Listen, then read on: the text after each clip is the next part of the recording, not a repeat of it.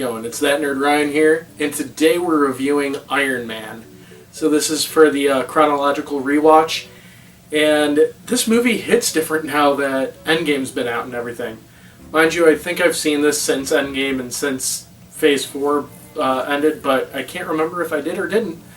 And watching it now, just a lot of stuff kind of means different things in the movie. So what I mean by that is, like, there's certain lines and certain scenes that probably didn't plan to have this context 10 years down the line, but they do anyways. So for example, about Tony needing to live more than just himself and stuff like that, and having a greater purpose and everything. We get to see that paid off in Endgame and everything, which I thought was cool. So anyways, let's do like the recap really quick. So this is like 20 years after Captain Marvel 23. So there's been really no superhero activity, nothing like that in that time frame, at least that we know of right now. There's a eccentric billionaire weapons maker named Tony Stark who is releasing a new missile to the army, and he does a demonstration in the Middle East during wartime and is basically trapped by a terrorist group known as the Ten Rings, which is kind of cool because, like, nobody ever calls anybody the Mandarin or anything, so it still ends up working out that, like, the Ten Rings that we see in Shang-Chi are still possibly part of the Ten Rings in the first Iron Man movie. But they want him to build the Jericho missile, which was the name of the missile that he made, and he meets a doctor who helps him survive getting shrapnel in his chest by making a car battery that makes sure that it, like, conducts a magnet that keeps the shrapnel away. Tony's first thing that he does is upgrade it to an arc reactor, so that way it is powered easier and he can move around with it. And then he decides that he's going to make a suit to get out. We are introduced to the Mark I, which has a really cool scene of, like, tearing up the terrorists and everything. He flies off, only for the suit to explode, and he's rescued by his friend Rhodey. We'll talk about Rhodey and stuff in a second, and Tony and stuff in a second, because I was doing math on the timeline, but we'll talk about that at the end. So Tony decides that the company will no longer sell weapons up against his, co-chair's wishes, who's Obadiah Stane, played by Jeff Bridges.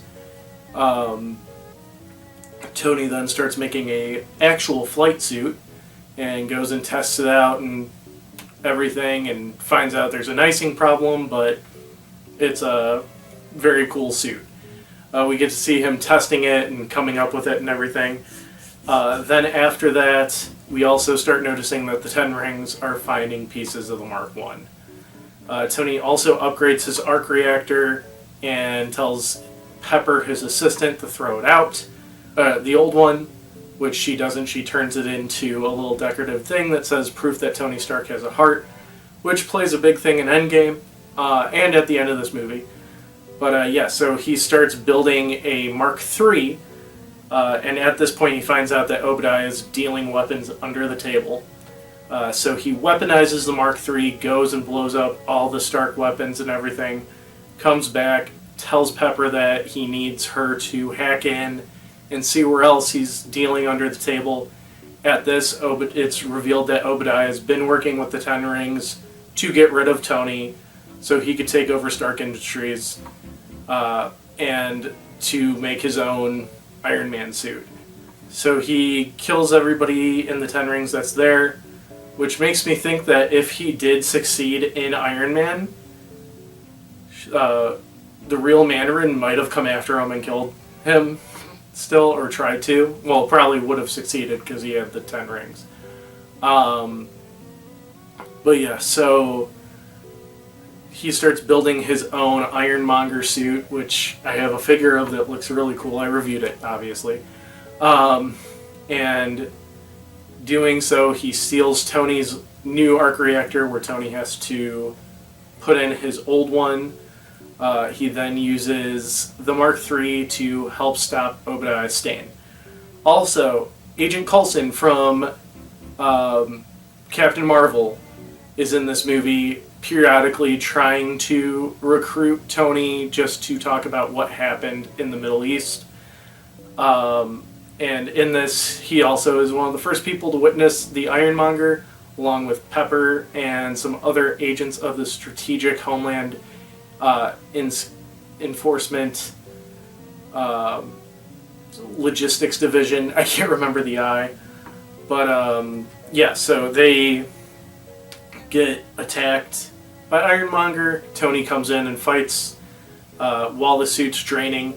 He beats Ironmonger, basically exploiting the flaws that were in the first two suits, like the icing problem, taking out his targeting system, and also using the mega arc reactor that they have in the Stark facility to fry Obadiah's suit and kill him.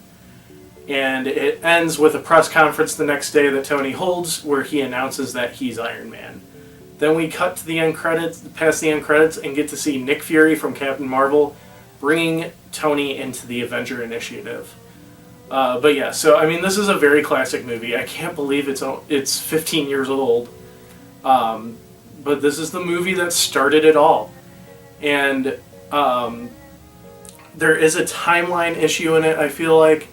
So Howard Stark had to have had Tony in his late 50s, which is possible.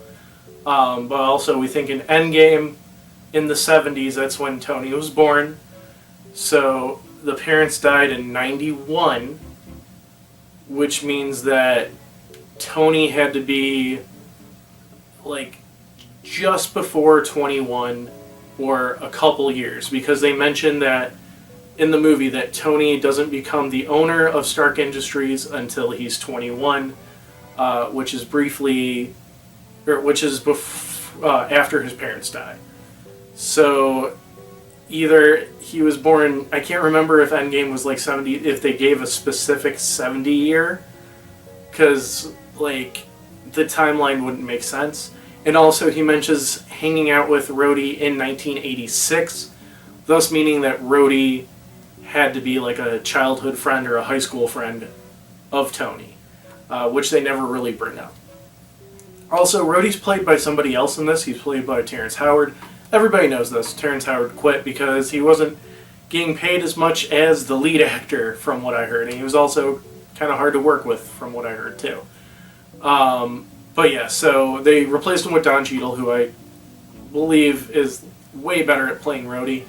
I would think it's funny, though, if they go back in Secret Invasion and say that Rhodey's been a Skrull since Iron Man 2 or something like that, which wouldn't make sense because they show Rhodey at the end of Secret Invasion, but that would kind of be funny. But yeah, so they go and change the actor. That's one of the few actor changes in the MCU. I think there's only like 3. But Terrence Howard still does a pretty good job in this.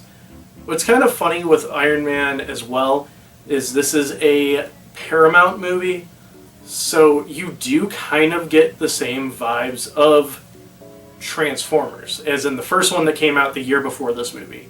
You also do get some Batman, Dark Knight vibes in it, even though the movies came out in the same year. But yeah, I mean, this is a revolutionary movie that kind of changed the superhero industry. 2008 was a good year for superhero movies. But yeah, so I gotta say, this movie I'm gonna give a 9 out of 10. I hope you guys enjoyed the video. Be sure to leave a like, comment, subscribe, ring that bell, and follow me on all my social media down below. We're gonna do Iron Man 2 next week, since that's what's next. And yeah, it's that